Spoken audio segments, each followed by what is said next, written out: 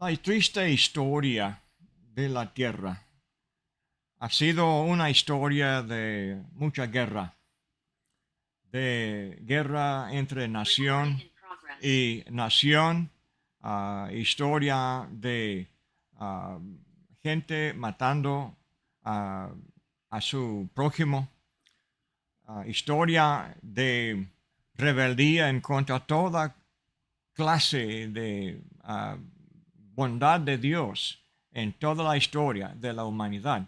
Estudiando con mis hijos hace tiempo atrás, ah, me di cuenta de que en los libros de historia, a nivel de la historia del mundo,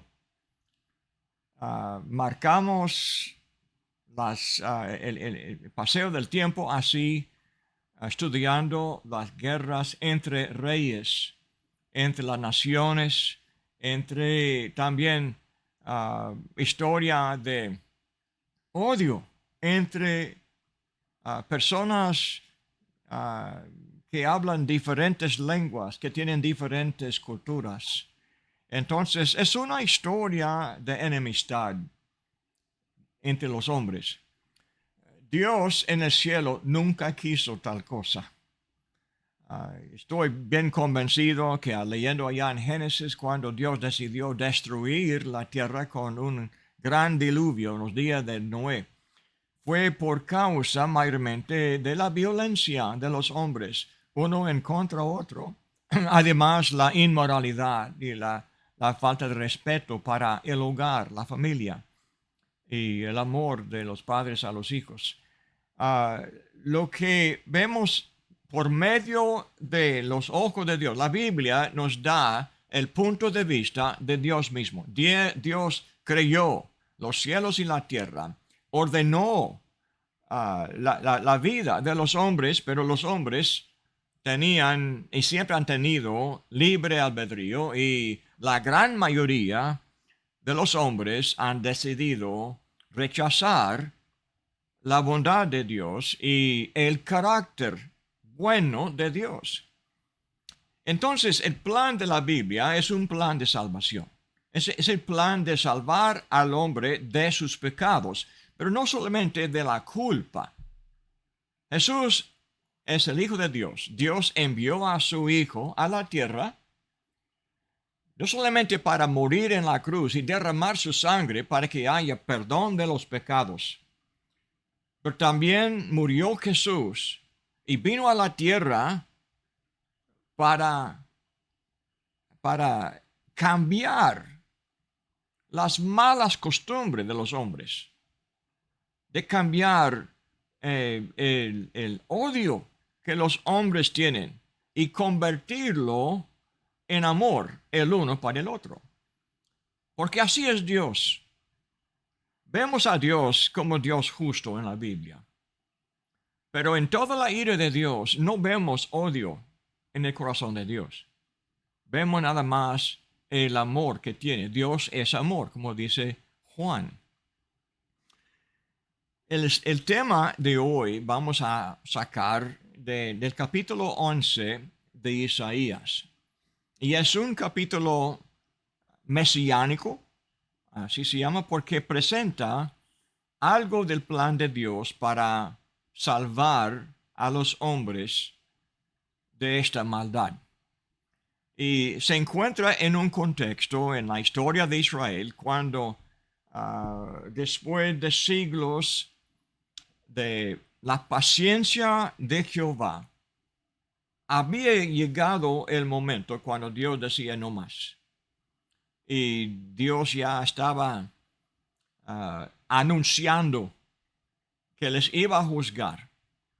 Iba a juzgar a Israel por medio de la nación del norte, la nación que se llama Asiria, con la capital en Nínive, la misma ciudad a donde fue Jonás, la misma ciudad que se arrepintió en una generación anterior. Pero ahora llegó a ser la nación que Dios usó para castigar a Israel, llevarles a los sobrevivientes cautivos por más que un siglo Y adelante, 100 años después, Dios iba a juzgar también a Judá por medio de la nación de Babilonia. Y Nabucodonosor iba a venir y destruir la ciudad de Jerusalén. Pero el mensaje de Isaías prepara a su pueblo para este juicio de Dios. El propósito del juicio no es solamente para castigar, pero también para preparar algo mejor, algo bueno. Esta esperanza mesiánica, la esperanza de Cristo Jesús, que se encuentra aquí en Isaías 11, es una promesa, una visión bellísima, porque nos presenta este ánimo que Dios tiene, que por fin Dios puede dar al hombre algo que le puede cambiar y transformar al hombre de la corrupción en la incorrupción, en el sentido espiritual. Y últimamente también la resurrección de la muerte, de la corrupción del cuerpo. Pero primeramente la cuestión de la corrupción del pecado, de la práctica, las malas actitudes, el corazón malo que no sabe cómo andar como Dios, que no sabe cómo pensar como Dios. Entonces, Isaías 11 nos explica el gran poder que Dios tiene para cambiar el futuro de los seres humanos está en la palabra sagrada. Está en la obra que comienza el Espíritu de Jehová, el Espíritu Santo, como se llama en el Nuevo Testamento. Y el poder de aquellas palabras que aquí se presenta en capítulo 11 y otra vez en capítulo 55. Un capítulo entero, bellísimo el capítulo, hablando de que la palabra y los caminos y los pensamientos de Dios son más altos que los de los hombres. Nos dice que tenemos que aprender a confiar en Jehová, confiar en su palabra, confiar en su consejo, confiar en todo lo que Dios provee para que haya este cambio en nuestra vida y también para que podamos ayudar a los demás de los hombres. El hermano Carlos habla de comenzar una nueva obra allá en Chile. ¿Y cómo se hace? Se hace por predicación de aquella palabra, muy antigua. Pero esta palabra queda con poder para transformar. Y entonces queremos entender este capítulo en su contexto. El título del capítulo será el renuevo o el vástago. Lo que dice una vara, dice, del tronco de Isaí. Saldrá una vara del tronco de Isaí y un vástago retoñará de sus raíces. El concepto que nace aquí en Isaías 11 sigue en las siguientes profecías. Se llama el Mesías o Cristo Jesús, se llama el renuevo. Jeremías y en Zacarías y en muchos lugares tenemos este concepto que se cumple en Cristo Jesús, que se cumple en todo el futuro. Cumple la promesa que Dios hizo en Génesis 12, que Dios hizo a Abraham. La promesa fue que en la descendencia de Abraham, Dios prometió bendecir a todos los pueblos de la tierra.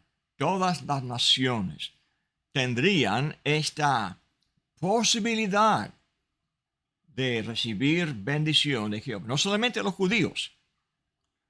Isaías también proclama, como Joel 2, que Dios iba a derramar su espíritu sobre toda carne.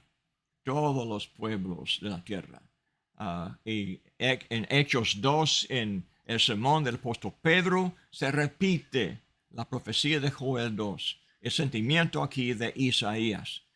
Con mucho gozo, por fin, Dios cumplió esta promesa de derramar su Espíritu Santo, derramar y dejar este beneficio para todas las edades después, por medio de la predicación de la palabra de Cristo. Isaías nos presenta entonces aquí en capítulo 10 un resumen de muchas profecías, las cuales se encuentran aquí antes y también después en los capítulos desde 11 hasta capítulo 40, una serie de profecías así juzgando a todas las naciones del mundo y últimamente la nación de Israel y de Judá. El concepto de que antes de bendecir, Dios siempre tenía que juzgar. El concepto de bendecir después de juzgar es lo que hizo Pedro en el día de Pentecostés. Primeramente, Pedro juzgó a los que crucificaron al Hijo de Dios. Y cuando se compungieron de corazón, versículo 37, y clamaron, ¿qué haremos? Entonces, el apóstol Pedro les presentó el remedio de Dios. Estaban listos ellos de aceptar el remedio. Aquí en Isaías, capítulo 10 y 11, vemos, Dios iba a juzgar y por fin, después de cortar los soberbios, los árboles grandes, entonces dice, sería listo para recibir la bendición. Ahora, lee conmigo aquí en capítulo 10 de Isaías y versículo 12 dice, pero acontecerá después que el Señor haya acabado toda su obra en el monte de Sión y en Jerusalén, castigará el fruto de la soberbia del corazón del rey de Asiria y la gloria de la altivez de sus ojos. Dios levantó a Asiria para juzgar a Israel, pero también eran altivos los asirios. Dice que cuando termino de juzgar a Israel, voy a juzgar a Asiria. Voy a cortarles dice. Ahora, leyendo hasta el fin del capítulo, llegamos, pues, primero el versículo 20. Dice, acontecerá en aquel tiempo que los que hayan quedado de Israel y los que hayan quedado de la casa de Jacob, nunca más se apoyarán en él que los hirió, sino que se apoyarán en verdad en Jehová, o con verdad en Jehová, el Santo de Israel. El remanente volverá, el remanente de Jacob volverá al Dios fuerte. Isaías nos declara, los salvos serán pocos. Es el mismo mensaje de Jesús. Muy pocos serán salvos. De Israel, en aquel contexto, después de la guerra entre los asirios e Israel, quedarían pocos. Y los que los iban a ir, los que Dios iba a llevar al cautiverio, serían pocos. Y los que iban a regresar se llaman remanente. En las profecías después, hasta el fin del Antiguo Testamento, se llaman el remanente. Y sigue también en los escritos de los apóstoles del Nuevo Testamento. ¿Quiénes serán salvos? Un remanente. No todos de los descendientes de Israel en la carne, pero solamente un remanente. Romanos del 9 al 11. Es el argumento que hace el apóstol Pablo. Se basa aquí en este argumento de Isaías. Pero dice, el problema La altivez de Israel fue que confiaban ellos en la carne. Ah, el argumento de los días de Isaías eran dos, al menos dos. Así en el argumento algunos de que sería bueno confiar en Egipto, porque Egipto tenía la fama de ser una nación muy potente por tantos años y tenía miedo a los asirios. Otros decían, no, mejor confiar en Asiria. Y otros decían confiar tal vez en otra nación, pero siempre confiando, creían ellos, mejor confiar en los caballos y las armas de naciones potentes para protegernos de los enemigos. Israel siempre estaba pequeña al lado de las naciones grandes como Egipto y como Asiria y otras naciones, de Siria, también de otros. Entonces, Dios desde el principio dijo que ellos si confiaran en Jehová, los cuidaría. Y esto ha sido la historia de los jueces y también de los reyes. Cuando confiaban en Jehová, aunque estuvieran tan pequeños ellos, Jehová los protegía.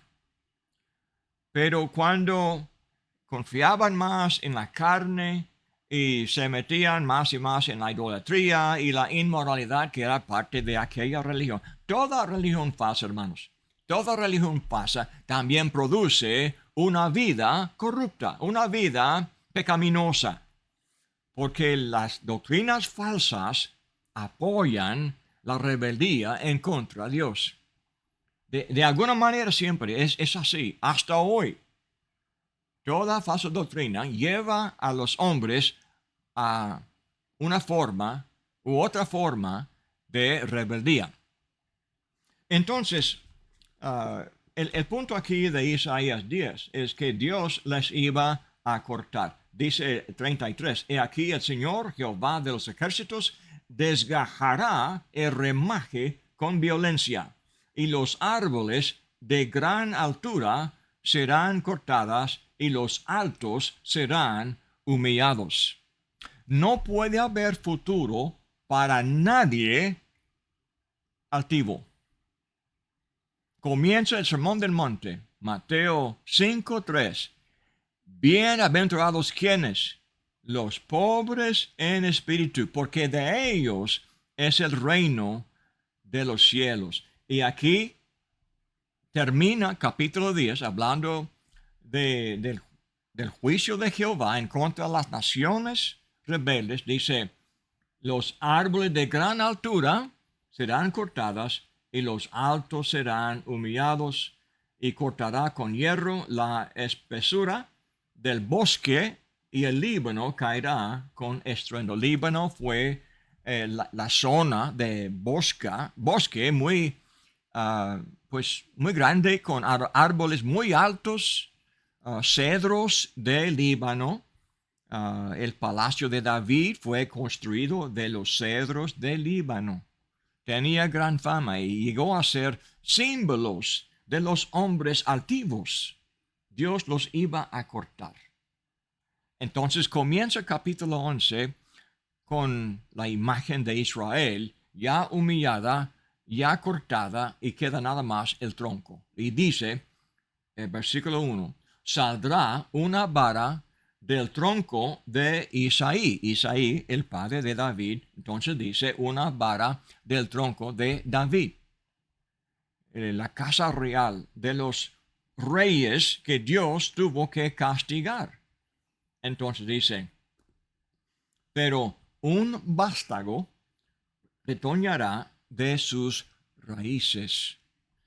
Hermanos, la verdad es que en la historia de Israel, cuando Dios juzgó la casa de Isaí, la casa de David, por medio de Babilonia, 100 años después de Isaías, nunca más hubo rey de Judá de la casa de David. Nunca más hubo un descendiente de David en un trono gobernando en Jerusalén. Esto fue la profecía de Jeremías 22, los últimos dos versículos. Entonces, y esto es la historia de ellos. Y cuando volvieron, nunca más tenían reyes.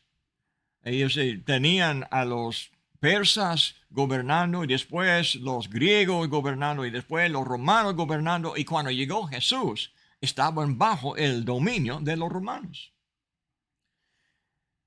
Pero la promesa tiene que ver con Cristo Jesús, descendiente de David, hijo de David, cuando entró Jesús en la ciudad de Jerusalén, en triunfo, ¿se acuerda?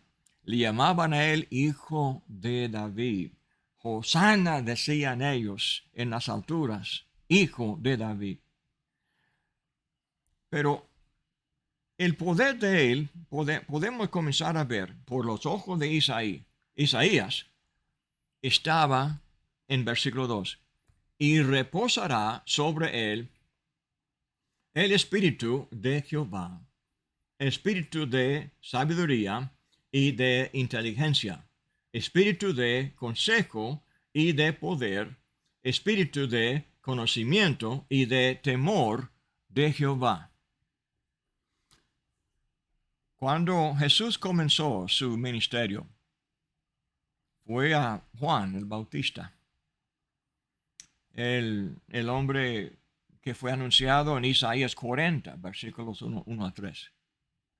Esta voz que clamaba en el desierto, y Jesús se acercó a él, se sometió al bautismo de Juan, y saliendo de las aguas descendió del cielo. Los cielos se abrieron, y Espíritu Santo descendió en forma de paloma y posó sobre él. Dice, reposará sobre él el Espíritu de Jehová. Y así fue. Pero hay más detalle. El punto es, Jesús llevaba entonces este poder, estas palabras que se llaman espíritu de sabiduría y de inteligencia. El mundo siempre pretende ser muy inteligentes, pero el mundo, por no confiar en Jehová, por no confiar y no respetar las palabras sagradas, aunque todo felicita uno al otro por su inteligencia, no son inteligentes, son necios, no conocen a su propio Creador, no conocen la vida que Él manda, se justifican en su inmoralidad, dicen que somos descendientes de los monos, nos dicen que Dios no ordenó el matrimonio. Nos dicen que no importa el género, el hombre puede ser lo que quiera. Hay rebeldía en el hombre que supuestamente es inteligente, pero no es. Pero el que verdaderamente es inteligente es el Creador. ¿Cómo no? ¿Quién es? ¿Cuál hombre hay en el mundo que pudiera haber creado los cielos y la tierra? Pero también dice espíritu de consejo y poder. Llevaba Jesús todo el poder que tenía cuando creyó los cielos y la tierra. Y demostró poder sobre las aguas, caminó sobre las aguas y multiplicó los panes y los pececillos para alimentar a los 5,000 y después a los 4,000. Sí, tenía Jesús el poder divino. Pero su forma de vencer la humanidad no fue por fuerza, fue por palabras, palabras poderosas, palabras de consejo. Dios en el cielo tiene vida, Juan 1:4. Y la vida es la luz del mundo. diciendo que Dios sabe cómo vivir.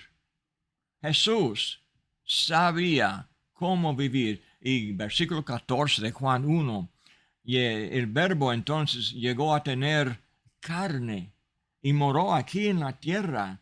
Y dice Juan, y vimos su gloria, gloria como del unigénito de Dios. ¿Qué gloria vieron? Lleno de gracia y verdad. ¿Qué gloria vieron?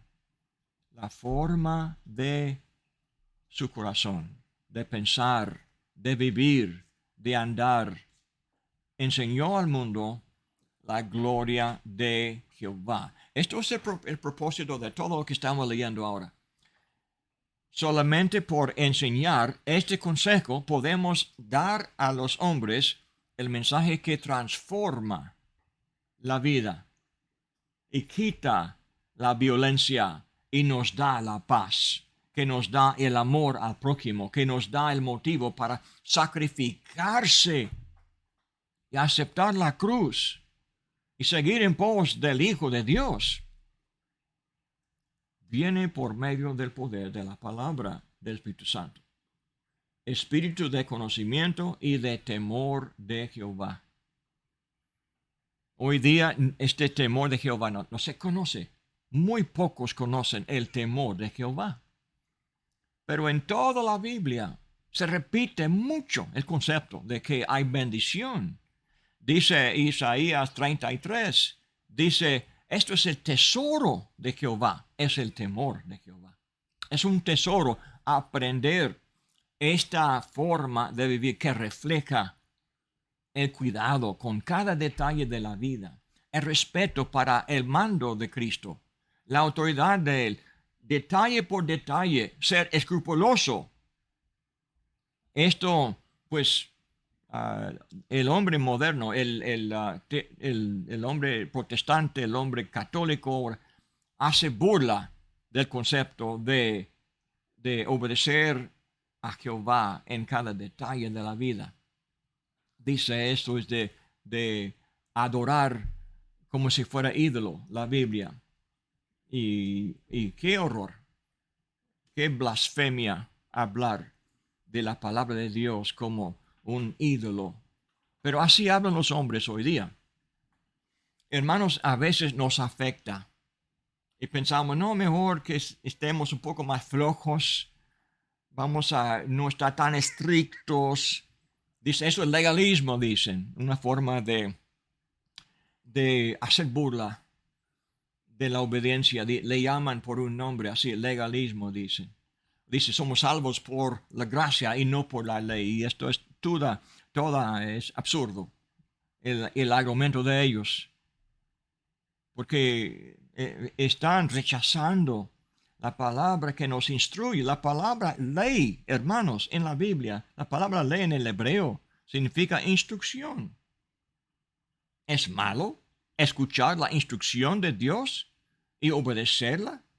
Pero así es lo absurdo de la teología moderna.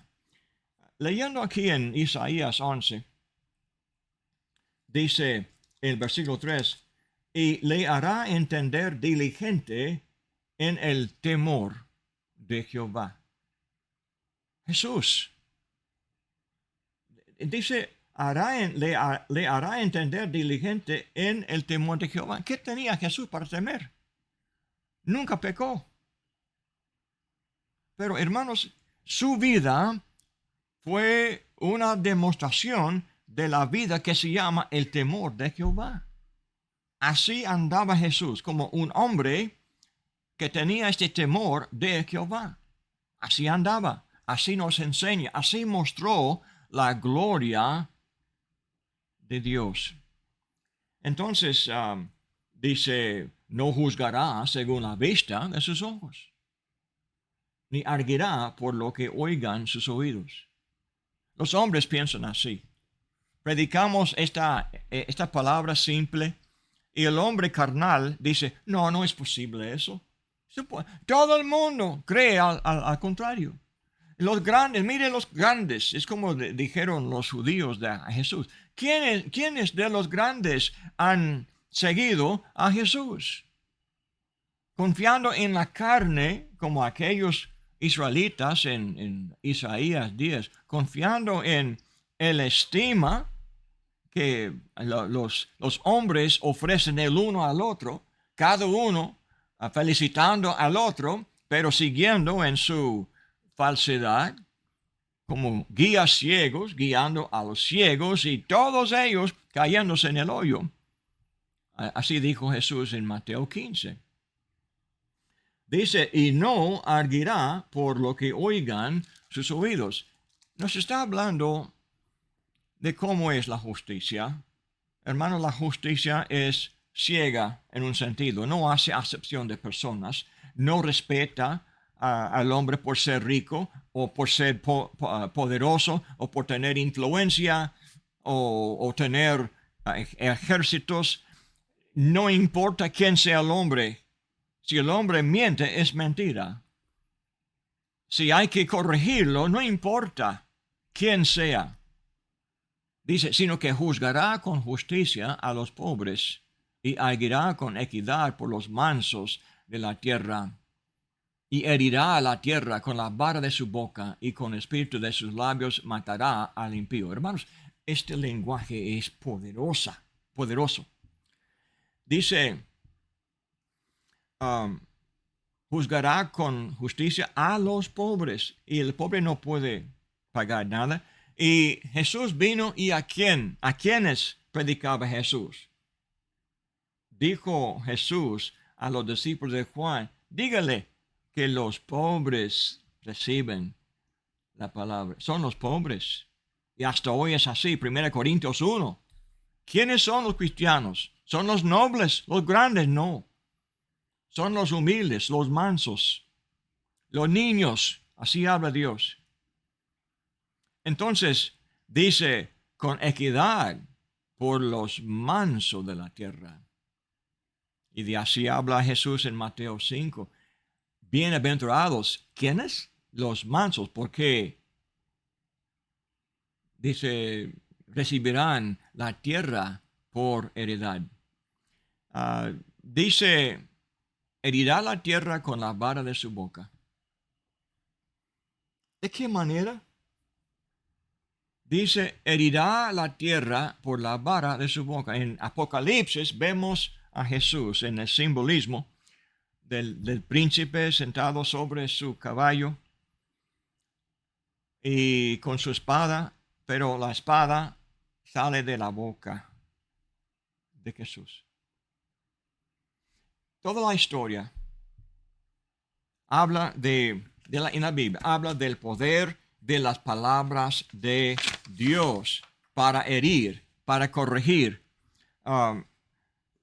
Hebreos 4:12. Yo sé que el tiempo se acaba rápidamente. Lee conmigo, Hebreos 4:12.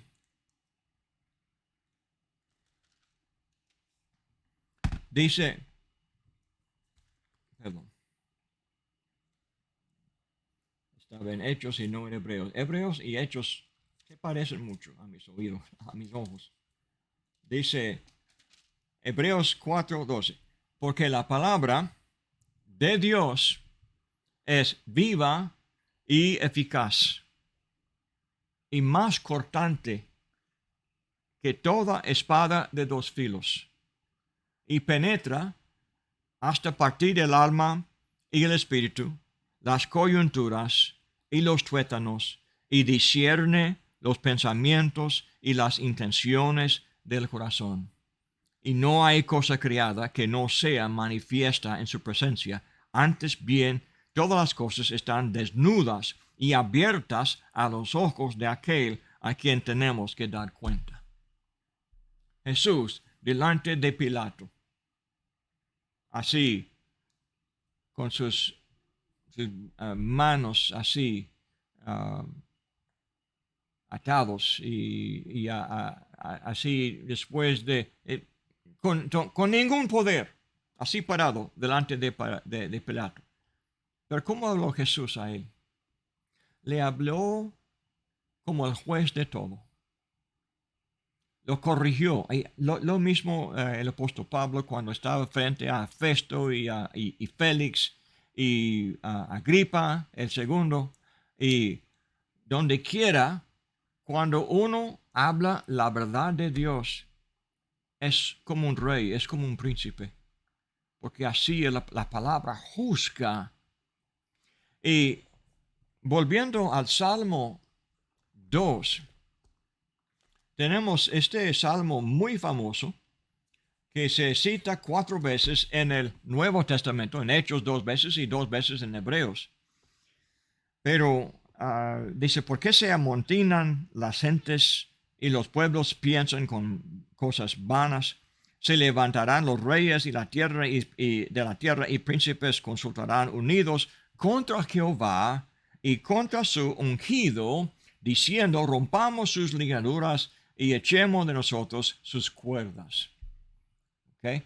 Los grandes del mundo, así, con su arrogancia, su altivez, piensan en tener poder sobre el Rey de Reyes y el Señor de Señores. El 4, el que mora en los cielos se reirá. El Señor se burlará de ellos. Luego hablará a ellos en su furor. Pero lea adelante, llegando a los últimos versículos, el 9. No, déjame leer el 8. Pídeme y te daré por herencia las naciones y como posesión tuya los confines de la tierra. Los quebrantarás con vara de hierro, como vasija del alfarero los desmenuzarás. Así habla del poder de Jesús como Rey de Reyes y Señor de Señores. Pero cuando habla así de la vara de hierro, quebrantarás con vara de hierro, es ese lenguaje que se encuentra en los profetas, como aquí en Isaías 11. Y también se encuentra en Jeremías. Lee conmigo Jeremías 1:9. Cuando habla del poder para destruir, para dominar, cuando Jehová llamó a Jeremías, y Jeremías dice que no, yo soy muy joven, no puedo. Dice el 9, extendió Jehová su mano y tocó mi boca, y me dijo Jehová, he aquí, he puesto mis palabras en tu boca. Mira, que te he puesto en este día sobre naciones y sobre reinos, para arrancar y para destruir, para arruinar y para derribar, para edificar y para plantar. Comenzamos con destrucción, terminamos con edificar y plantar. Esto con la palabra de la boca del profeta, dice, la palabra de Jehová vino a mí. Y diciendo, ¿qué ves tú, Jeremías? Lo que vemos es que cuando las palabras de Dios están en la boca del profeta, él tiene dominio. Jesús prometió lo mismo para nosotros. Nos hace reyes y sacerdotes, porque el rey y sacerdote es el que presenta la palabra de Dios. Los hombres carnales supuestamente son cristianos, pero no lo son. Entienden el concepto de la vara, como en Apocalipsis 2, cuando promete la vara de hierro a los cristianos, piensan en que un día el Señor me dará una ciudad y yo voy a ser rey de una nación. Están pensando en el futuro cuando vendrá Jesús y va a dominar a fuerza todas las naciones y nos va a hacer a nosotros príncipes y reyes para gobernar en el mundo. Están pensando, están dividiendo la tierra en reinos para que los hombres, los cristianos tengan dominio en la tierra. Hermanos, no entienden nada, hermanos. El dominio que Jesús prometió a nosotros es actual, pero no tendremos dominio si no abrimos la boca. No somos sacerdotes y reyes si no presentamos la palabra sagrada. a nuestros amigos y a nuestros vecinos y a los familiares. Este poder que tuvo Jesús es poder de lo que salió de su boca, la espada del Espíritu Santo. Y dice el 5, y con el espíritu de sus labios matará al impío. ¿Cómo? Con sus labios matará. Hermano, se dice que la pluma es más potente que cualquier arma. Se dice, ¿verdad? También dice que la mano que mece la cuna domina en la tierra. ¿Qué quiere decir eso? Es el poder de la enseñanza, hermanos. Hay poder que cambia la vida, que hace al hombre grande y potente. Ya hemos pasado la hora, ¿verdad? Muy bien, hermanos, gracias por su atención. Tendremos un poco de tiempo para platicar, si Dios quiere, y que Dios lo bendiga, hermanos.